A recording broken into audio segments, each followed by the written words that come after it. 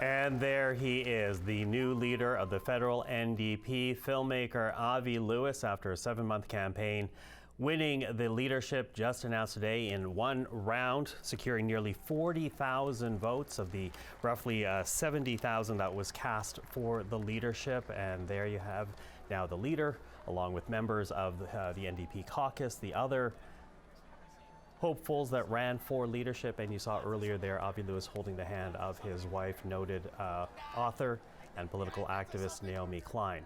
Well, with that, let's bring the conversation back here in Ottawa into our studios. We get some reaction to Avi Lewis's victory today. Joining us right now, Laurie Turnbull from Dalhousie University, Karl Bélanger, former national director for the NDP, and Mélanie Richer, also in Ottawa but remotely, who also worked for Jagmeet Singh. Hello to all of you. Quick round of reaction, beginning with you, Laurie. We knew that Avi Lewis was the front runner when it came to fundraising. A lot of people said that would indicate, or did indicate, a win, and here we have a first round win, decisively so, for someone who has tried twice but has been unsuccessful at getting a seat in Parliament. Exactly. So, no surprise, I think. The money was probably a pretty good indicator of what kind of support he had compared to the other candidates. So I think to see him come, cross the finish line with one ballot is not a huge surprise. And you can see the party, in the room really rallying around him and going up, after a few minutes, going up on the stage and being part of that moment with him. And I think he hit the notes in this speech that he has been consistently hitting since he put his campaign forward. So again, no big shocks here. Also no shock while we were sitting here watching to hear Naheed Nenshi come out on social media and distance himself. And so right away, you see the complexity that faces Mr. Lewis in this job. Yeah, complexity and a lot of challenges which we will get to. But Karl, I'll get you to contribute your reaction. Someone who has tried to win a seat, as I said, a bit of an outsider to the party, but now leading the party. What's your reaction to this? Outsider, yes and no. He's coming from NDP royal family. The Lewises, they've been around forever, and clearly they're still very influential. And we don't have the breakdown by province, but I know that the Lewis family was working really hard to help his campaign in Ontario and raise money in Ontario. And it was a clear indication, the fact that he raised more money than all the others combined, that it was probably going to be a first ballot win. What's surprising in the results is, Heather McPherson did okay, but she needed somebody else to do okay, and nobody else did, including Rob Ashton, despite having strong support and endorsements from the Labour movement, which again speaks to the problem the NDP has. The links with Labour are not benefiting the party, and certainly did not benefit Rob Ashton, who finished fourth place, which I think is the surprise of this first ballot. But for Avi Lewis, the challenges are enormous. Naheed Nenshi, I think you were very gentle here, Laurie, because Naheed Nenshi, I've never seen a provincial NDP leader distance his party and so vehemently reject a decision made by the federal party the way that Nenshi did just now about Avi Lewis's victory. It's more than distancing himself, it's completely rejecting it and say, we do not care about the federal NDP and we will not think about it. So that's a big challenge for Avi Lewis, because clearly there's a lot of New Democrats in Alberta, and there's going to be a lot of debates. Alberta's going to be front and center of federal politics for the months and years to come. Mélanie Richer, I'll get you to contribute as well. Obviously, a former director of communications for the party not that long ago. What's your reaction to this win? Yeah, like everybody's mentioned, it not surprising. I think everybody was expecting this. I was hoping, like Karl mentioned, I was hoping maybe for a little bit more drama, or maybe a little bit more support for the other folks as part of the leadership race. Karl made a good point about the ties with Labour. I think there's a something to take a look at here, not just the party's ties with Labour, but also Labour leadership's tied with their own membership. Because if you have, all the leadership supporting Rob, but not necessarily their membership supporting Rob, I think that's questions should be asked there. As it relates to the provinces, I think that's my biggest maybe worry and the biggest challenge for Avi in the upcoming days. Obviously, we saw Naheed Nenshi come out, but we know that there are other folks who may have questions also. And then, of course, the one thing that I was looking to, whoever was going to win today, speech is, does it talk almost exclusively to members, or does it also talk to Canadians?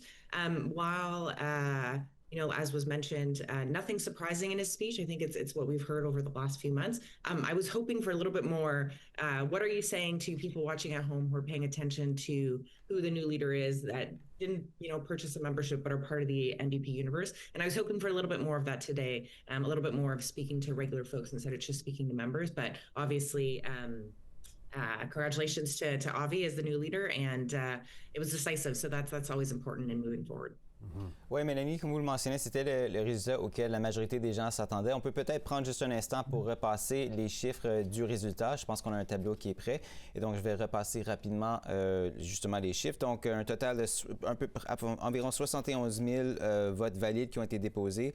Comme Laurie le mentionnait, à l'image des résultats en matière de financement, Avi Lewis a obtenu près du double des votes de son plus proche adversaire, donc 56 versus 29,5 pour Heather McPherson. Ensuite, Neil Johnston avec 7,3 des votes. Et comme Karl le mentionnait, un peu une surprise, c'est la performance de Rob Ashton qui n'a récolté que, en fait, même pas 6 des votes. Et en cinquième position, Tony McWell avec 1,3 des votes. Quand même, un résultat décisif, il n'y aura fallu qu'un seul tour, Mélanie. C'est quand même une figure polarisante au sein du parti. Évidemment, il y a la réaction déjà de M. Nenshi. On verra comment les autres provinces réagissent, mais vous avez déjà dit que c'est l'une de vos plus grandes préoccupations. Parlez-nous justement du défi que ça représente pour M. Lewis et le travail qu'il devra faire pour tenter de rebâtir ces ponts. Ça va être important, pas juste avec les provinces, avec les chefs aux provinces, mais ça va aussi être important dans le parti. Évidemment, il y a plusieurs factions dans le parti. Pas tout le monde a voté pour Avi, donc ça va être important d'aller chercher comme des rôles pour les autres candidats, d'aller chercher l'argent, d'aller chercher leurs idées, puis d'aller voir, OK, comment que je peux être le chef pour tout ce monde-là? Parce qu'évidemment, Avi ne sera pas le chef juste pour ceux qui ont voté pour lui, mais il va être le chef pour tous les néo-démocrates. Donc, comment qu'on rapporte le monde ensemble, puis qu'on bâtit ensemble, parce que c'est trop important, on va avoir besoin de tout le monde au parti pour s'assurer que dans la prochaine élection, on peut bâtir puis avoir plus de sièges, parce que 6, c'est définitivement pas assez, puis 12 non plus si on parle de statut officiel. Donc, ça va être important, pas juste avec les provinces, d'aller rebâtir des ponts. Évidemment, les propos à Avi ou les projets que Avi a participé ne passent pas en Alberta, mais aussi ses propos avec David Eby en Colombie-Britannique aussi. Je pense qu'il y a quelques questions puis un peu de dommages à réparer là aussi. Donc, une grande tâche. Rapporter le monde de tous les côtés, de toutes les campagnes à la chefferie, mais aussi du côté provincial aussi. Car il n'y a pas juste les néo-démocrates qui surveillaient les résultats de ce vote. Évidemment, les autres partis aux communes vont avoir leur mot à dire, leur réaction. Comment est-ce que vous pensez que, justement, cette victoire de M. Lewis, qu'est-ce que ça change pour les libéraux et pour les conservateurs? Dans l'immédiat, pas grand-chose, parce que il y a des élections partielles qui s'en viennent. Le Parti libéral va probablement avoir sa majorité. Donc, l'arrivée d'Avi Lewis ne change pas rien sur l'échiquier politique à court terme. Mais je pense qu'on va déjà entendre les autres partis utiliser des mots très forts, extrémistes, radical, ce genre de discours pour tenter de marginaliser le NPD. Alors, ce sera à Avi Lewis de démontrer qu'il n'est pas ça, qu'il est rassembleur, qu'il est capable d'aller chercher beaucoup d'électeurs et non pas une petite partie des gens qui pensent, qui sont très, très, très à gauche. C'est ce que les autres partis vont tenter de faire. Maintenant, il y aura des chantiers aussi. Mélanie a parlé de la reconstruction, de renflouer la caisse électorale, tout ça, donner des rôles aux autres candidats, l'unité du parti avec les différentes factions provinciales, oui. Mais il y a aussi la question du Québec qui devient très importante avec le départ imminent d'Alexandre Boulris. Est-ce que Lewis pourrait convaincre Boulris de rester pour sauvegarder cette tête de pont au Québec? Et sinon, est-ce qu'il pourra convaincre un Québécois, une candidature vedette pour conserver ce siège-là? Et l'autre question qui arrivera très rapidement, où Avi Lewis se présentera-t-il pour devenir un député? Parce que lorsqu'on est à l'extérieur de la Chambre des communes, on n'est pas sur la patinoire, et même si on n'a pas le statut de parti officiel, c'est quand même une tribune importante, et il y aura des sièges qui s'ouvriront au cours des prochains mois. Est-ce qu'Avi Lewis saisira sa chance et démontrera, comme il l'a dit dans son discours, qu'il faut gagner et qu'il peut gagner? Laurie, Karl just rattled off a whole list of challenges there facing Avi Lewis now that he's taking the reins of the party. What do you see as the most significant one that he's going to, not the one necessarily that he needs to tackle now, but maybe the one that will be the thorniest in his side in the years to come, because this is the candidate that the party's chosen to lead it into the next election? Yeah, I mean, absolutely. You can pick from a whole host of challenges around things that might trip him up in the short, medium to long term, and things he has to sort out, like the finances of the party. How is he going to build a relationship with the caucus? And how will his presence lift up the people who are in the House, being the voice of the party when he's not there? And frankly, the by-elections are going on right now. He missed he missed those. And so when is he going to find a seat in the House of Commons? When will he be part of that team for real? I do think that's a significant challenge for him. I don't think it helped that Jagmeet Singh had to wait so long before he could get into the House of Commons. There is a sense of momentum in what's going on in the House, and I think even if people aren't watching the House of Commons, and most don't, but the way that parties take a clip of what's going on with a leader. You can see that exchange back and forth with the Prime Minister. You put that out, you send it to donors, you put it out on social media. Those things help to make a party look relevant and make it look like, hey, they've got a point. They are fighting for something that I care about. And I think being able to step into that space sooner rather than later is extremely important. And if he can't do that because it's not really in his control, how is he going to make sure that the NDP inside the House are supported and are kind of rolling the dice a bit more now that they've got a permanent leader? Yeah, can I pick up on that point though? Because in Karl, you're referencing all the challenges that are before him, but there's also an institutional knowledge gap for Mr. Lewis, right? Unlike Heather McPherson, who has been a member of Parliament, who knows how Parliament works, who knows how to navigate to get some type of impact in terms of going into QP, in QP, out of QP. Those are things that will be very foreign for Avi Lewis. And I think my big question is, how quickly can he learn that? How willing will people be to step up and offer the advice? How willing is he going to be to accept the advice? Because he's had a very successful run of town halls going through this leadership race, but it has been disconnected from the party here in Ottawa. So I do wonder how that will play out and what type of challenge that could create for him, and what type of deficiency that makes for him going into this new role, Laurie. Oh yeah, I mean, as much as you can be a very successful, charismatic person who connects with people in different ways throughout your life, and I think Mr. Lewis has demonstrated, that he's a larger-than-life guy. He's able to come in and command attention, like he's got that going for him. But doing it in politics is a totally different thing.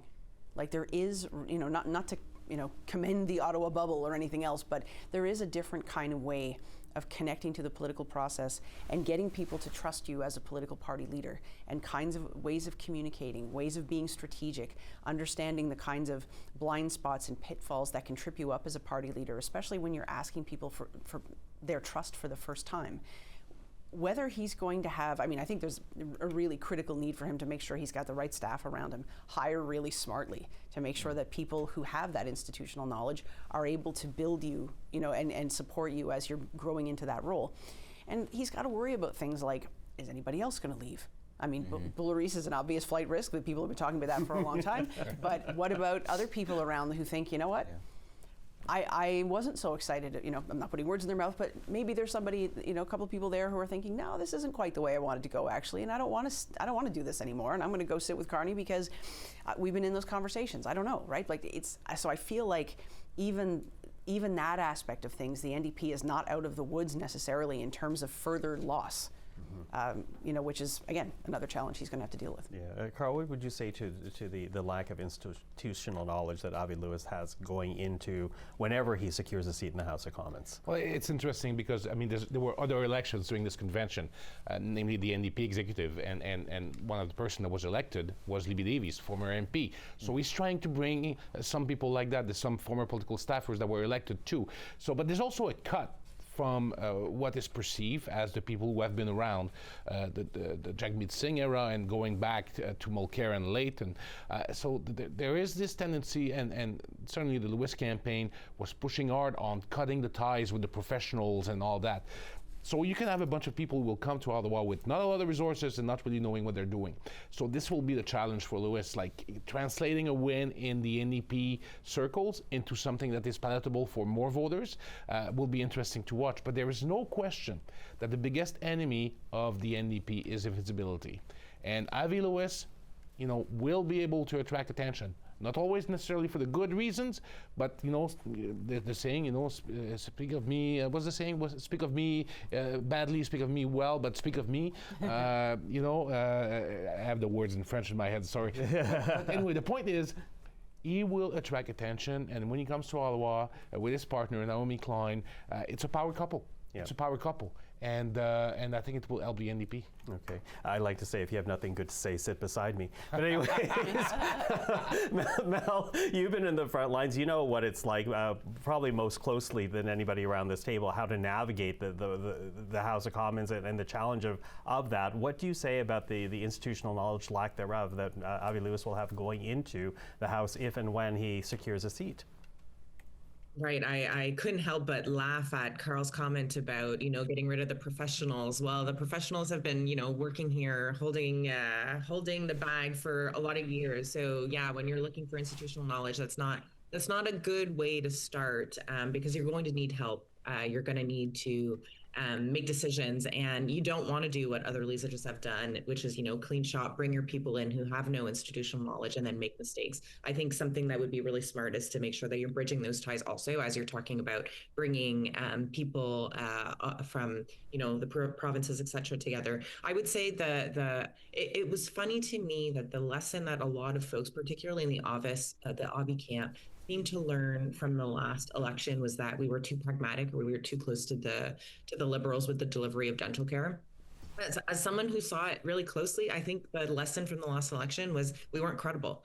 Jagmeet in 2019, Jagmeet in 2021 was everybody's favorite leader to go for a beer with, to go for a glass of kombucha because he didn't drink beer, but he did not ever top the charts for somebody that they could trust. And Laurie said this also, how important it is to folks when they're looking for a prime minister that they can trust you, not just that they think that you have their back, but that they can trust that you will make the decisions in their best interest. And unfortunately for the NDP, we don't have the same liberty than Liberals and Conservatives do. When their leaders aren't doing well, their party brand is still pretty strong.